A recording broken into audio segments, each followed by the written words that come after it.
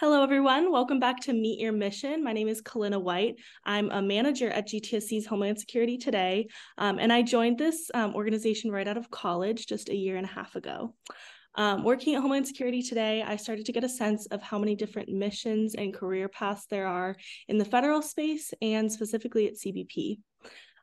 Everyone that I've spoken to has a lot of different roles and different paths that they've taken to get to their current roles. My interest in this and meeting all these really interesting people has started Homeland Security's Meet Your Mission campaign, where I have the privilege of speaking with officials who spent their careers pursuing different missions in Homeland Security. This series of short informational interviews gives a glimpse into post-grad lifestyle of learning about all the different career opportunities there are out there. Today, I am honored to speak with Diane Sabatino, the Acting Executive Assistant Commissioner of the Office of Field Operations at CBP. As a senior official for OFO, Ms. Sabatino leads more than 31,000 employees and oversees an annual operating budget of $6.5 billion. In a typical year, she oversees the facilitation of legitimate travel for more than 410 million travelers in air, land, and maritime environments. In the cargo environment, she oversees the review of more than 29 million cargo and containers to identify high-risk shipments, including the processing of more than 5.2 million containers. We all get a sense of how much we order from Amazon, I guess, from your daily job. But thank you so much for joining us today, Ms. Sabatino. We're really happy to speak with you. Thank you so much for having me. I look forward to the questions. Absolutely. So your current job, what does it exactly entail? What does it mean? Certainly, recapping my bio, appreciate that. It sounds like an awful lot for one person, but that's where the 31,000 plus people comes in on a daily basis. But it is essentially oversight of all of the operations, passenger cargo trade at all of our ports of entry, 328 ports of entry plus our overseas locations. And we also have quite a significant footprint outside of the U.S. with our pre-clearance locations, our container security initiative, and our immigration advisory programs in strategic countries across the globe.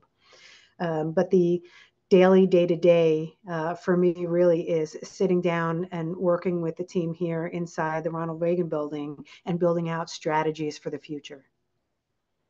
Excellent. So what does your daily routine entail? I think starting the day off with a briefing on significant events.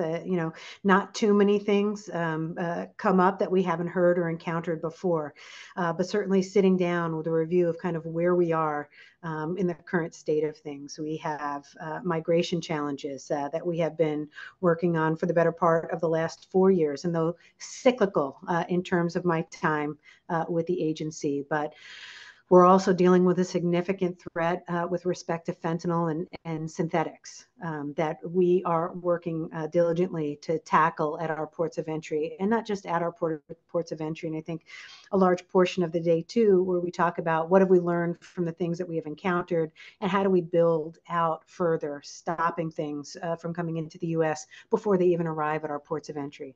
But also working closely with our counterparts in the Office of Border Patrol, Office of Air and Marine, and the Office of Trade to identify where we have our overlap, where we can enhance each other's operations. So that's kind of starting off the day. And then we'll engage in a variety of meetings, either internally, as I mentioned, kind of looking and building out strategy development for the future of traveler processing. It was just a meeting I was in just a few minutes ago in our air and maritime ports of entry.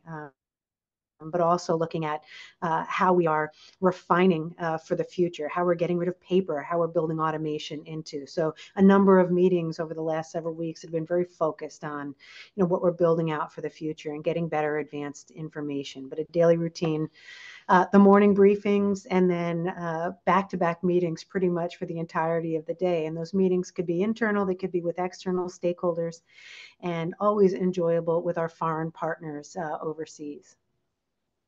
Excellent. So lots of meetings, which I think seem to be the hallmark of any career in Washington, D.C. So can you talk a little bit about your career path and how you ended up in your current position, and maybe if you saw yourself there as a little girl? I did not forecast or foresee this position in my career path way back when I graduated from college. I knew and I was pursuing a career in law enforcement.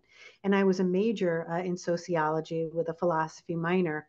And, was really kind of at, a decision point when I graduated, social work and, the investments that I had made in college. It was something that I had seriously been considering, but through a lot of my college courses that tied very much into law enforcement and what I could bring to the table with a background in the learning that I had about analysis, data, cultural, socioeconomic issues that all influence how we, frankly, as law enforcement, respond to things, how we can enhance law enforcement and partnership. So there was this, to me, this very natural progression from looking at that social work aspect to transitioning to law enforcement.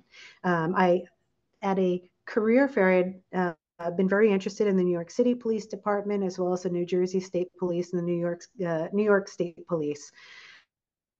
Because that's the area that I grew up in. And at a college career fair, I also had the chance to apply for a test with the U.S. Immigration and Naturalization Service, and was going through a number of different processes when I took the test for the Immigration and Naturalization Service and was offered a job at JFK International Airport, and kind of walked away from the work I had been doing towards building towards local, state and local law enforcement, because I saw an opportunity to tackle a greater footprint, frankly, with jobs across the country. And in my limited understanding at the time, just in the US was kind of where I was focused on, major metropolitan areas, where I saw, where it was very obvious where the footprint for the Immigration and Naturalization Service was at the time, flying into JFK or LAX or coming across the land border. But then once I joined the Immigration and Naturalization Service, really saw the opportunities to go overseas and work in pre-clearance locations, which if I had to do my career over again or got the chance, I probably would have raised my hand for one of those international assignments, because I just think it would have been greater exposure for me.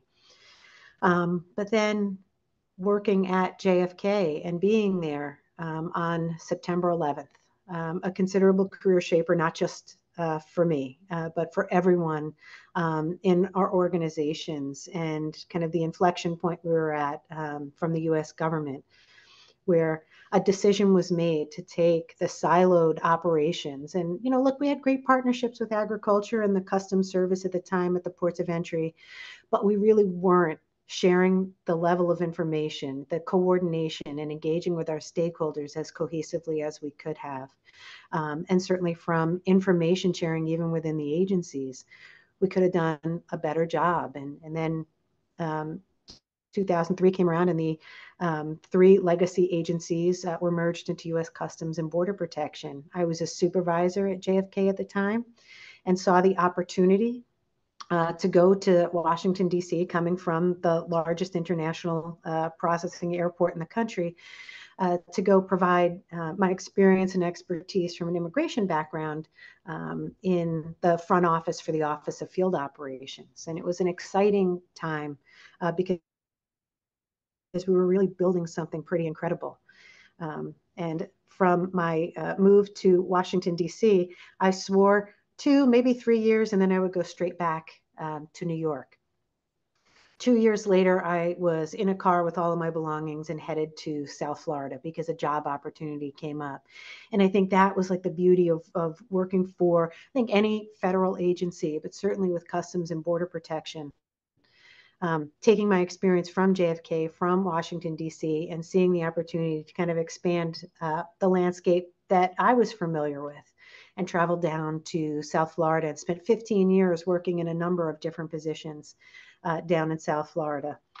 And the last time I was scraping ice off my windshield before I left Washington, D.C. to head down to Florida, I swore it would be the last time I would ever have to scrape ice off my windshield. But the opportunity after 15 years as the border security coordinator for the Miami field office, an assistant port director at Miami Airport, a port director at Miami Seaport, and then ultimately as the director of field operations covering all of Florida, the opportunity came up for me to come up to DC to take on another national level role as the Deputy Executive Assistant Commissioner. And I did that for just shy of 3 years, I think 29 days shy of 3 years, when I was asked to step into the acting executive assistant commissioner role. So a lot in 25 years, a lot of ground to have covered. But, even saying that, just because of the broad scope of work that CBP does, just highlighting only a fraction of the different opportunities in the agency that I could have taken advantage of.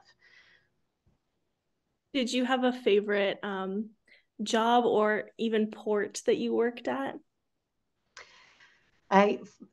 There is something about every single position that I've held that I love and is my favorite part of that work. I think being a first line supervisor at JFK, having the outcomes of decisions, not necessarily that I made, but decisions that I influenced with the team that I worked with, and seeing those outcomes in very real time.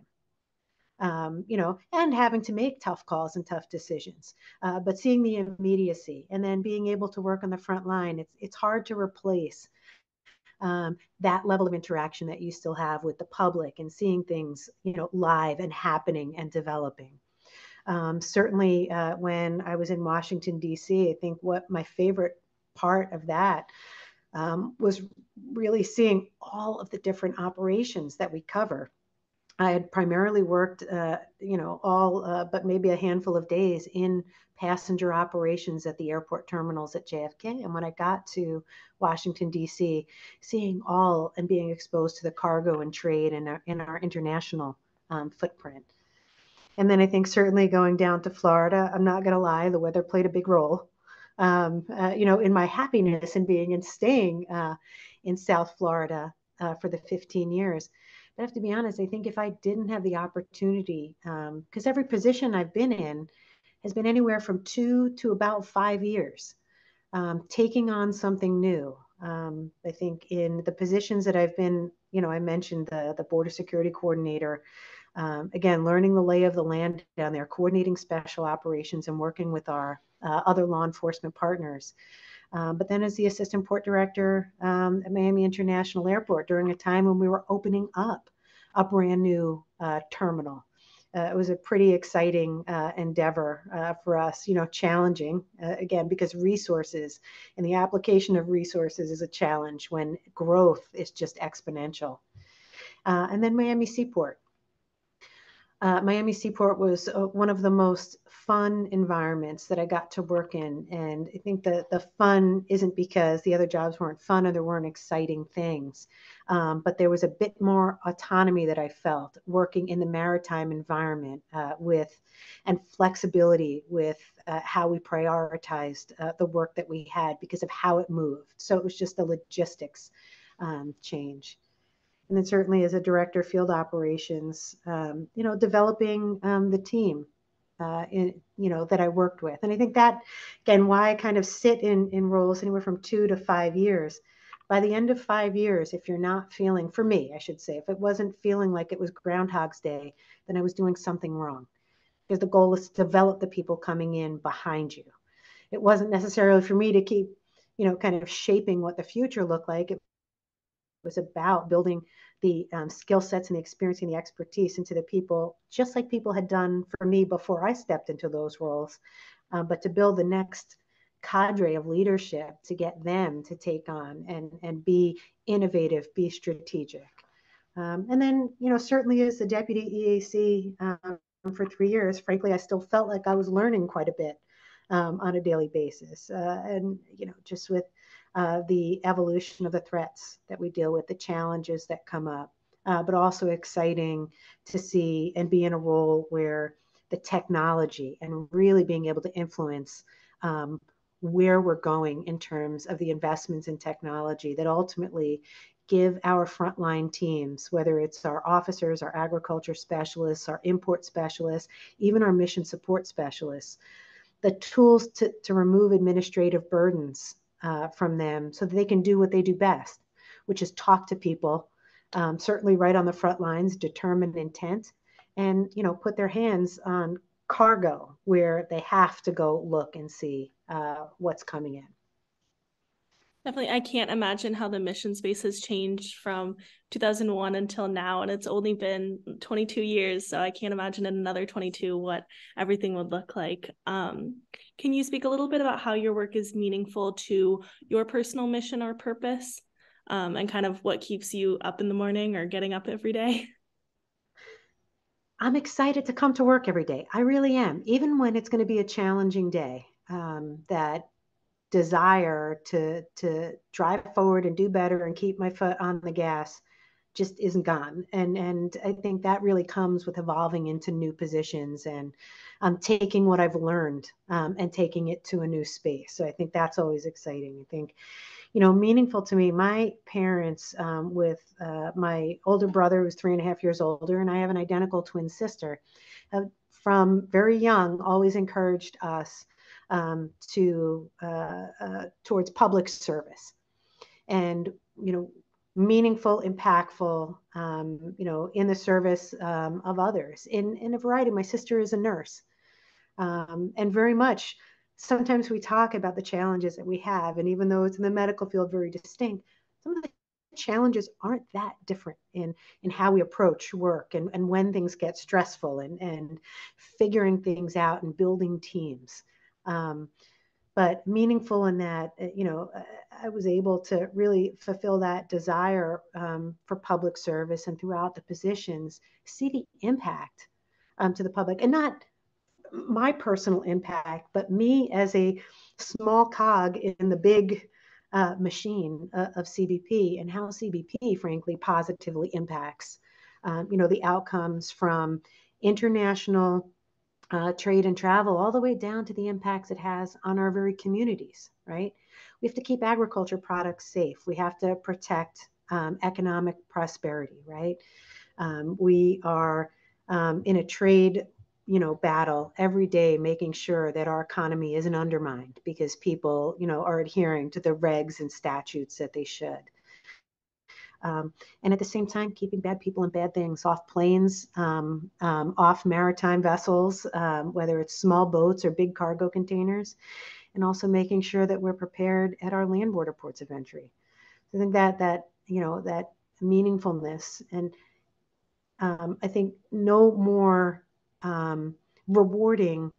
And it's not necessarily about hearing the success stories from people outside the agency, but hearing the most exciting part of what I get to do now is go out to field locations and meet with frontline staff, meet with our import specialists to hear, the incredible work that they're doing, the entry specialists, how they're partnering inside CBP with the Office of Trade, but also that huge enforcement role that they have, forced labor, a huge, tremendous initiative, of the administration that we play an absolutely critical role in. But those frontline visits with our CBP officers and our agriculture specialists, that's exciting.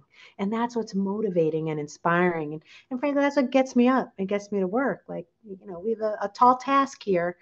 Not all the good ideas come from inside the Beltway or inside the National Capital Region. We have to go out there and find what our teams are doing great and take them corporate. So that's what's exciting. I always respect when talking to anyone from CBP, and I've also gotten to interview Mr. Ryan Scudder as well, but just how huge your mission space is, and how, as the public, I think we think of CBP as very much like you're entering the country and you go to the CBP officer, but it's so much bigger than that. And cargo and even the agricultural specialists, your work is so important and huge, and thank you so much from an American citizen. We really appreciate it. So I'm glad that also gets you jazzed, that you love it, because I think everyone should find that career that they love so much. But when you were a little girl, you said that's not really what you were envisioning for yourself. Just a fun little question. What did you want to be when you were growing up?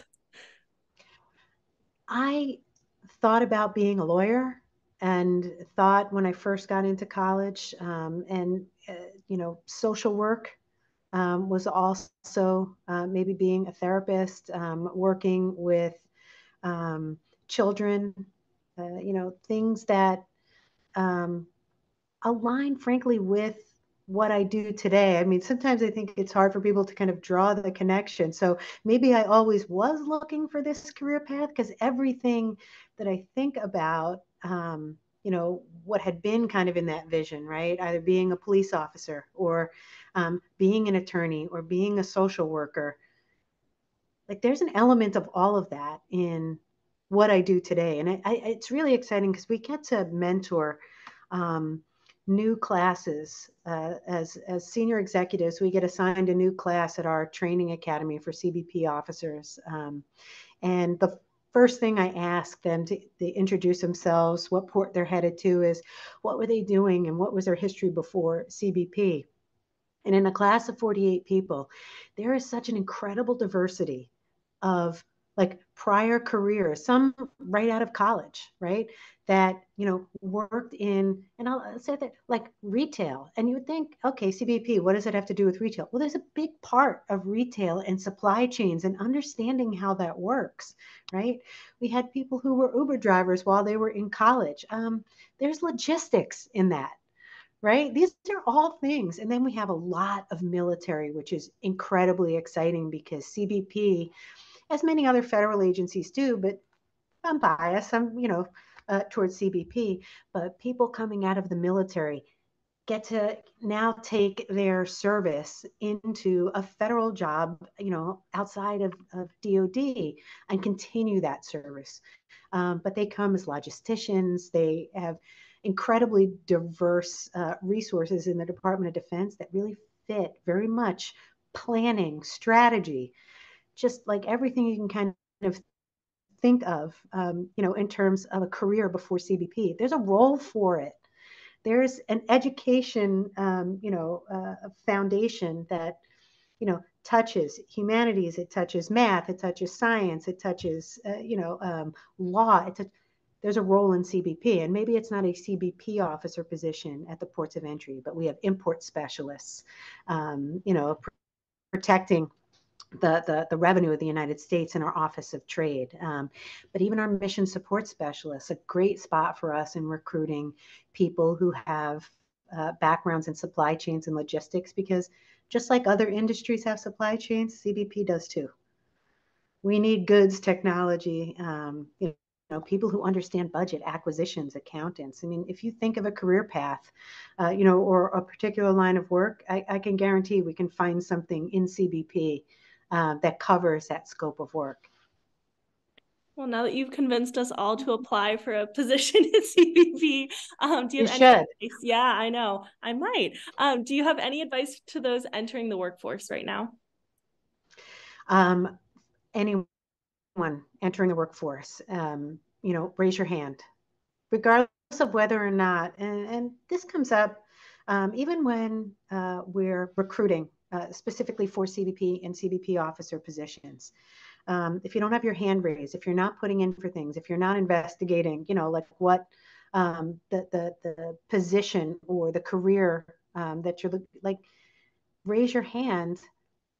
Guarantee if you don't raise your hand, you're not going to get picked, right? You will close the door for yourself. Don't close the door for yourself. Apply. Because I think sometimes what people do is they have that preconceived notion or that perception of what the job is. And I don't know that I would qualify for that, or I don't know if I would like that. Well, go find out. Go find out, especially early on in your career. It's okay some people come into CBP and they're here for life. I'm here for life. I'm excited about that. But I had so much diversity in the things that I've done, right? Sometimes we have people that come into CBP and then they transition on to other federal agencies. We bring a lot of folks in from TSA. Sometimes TSA might get a little annoyed for us, but then we're producing individuals that get picked up by some of our investigative partner agencies, or Department of Commerce, and vice versa. So, raise your hand. The opportunities are there, but you have to be willing to take the leap, right? Don't be afraid of doing it, because, it's okay to be afraid or apprehensive, but you can't let fear prevent you from doing something, because that's more about just the lack of information that you can go out there and find. Absolutely. Well, that was my last question. Thank you so much for speaking with us today and helping us meet our missions.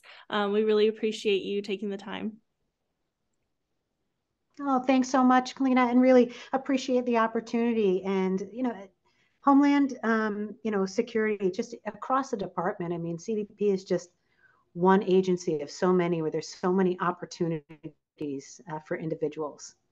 But it's, exciting to think about what the future holds for us, not just in CBP, but in DHS overall, because as threats change, as the landscape of the work that we do changes, more opportunities are just going to be coming online in CBP and our brother and sister agencies right here in DHS. Absolutely. Thank you. All right. Have a great day. You too.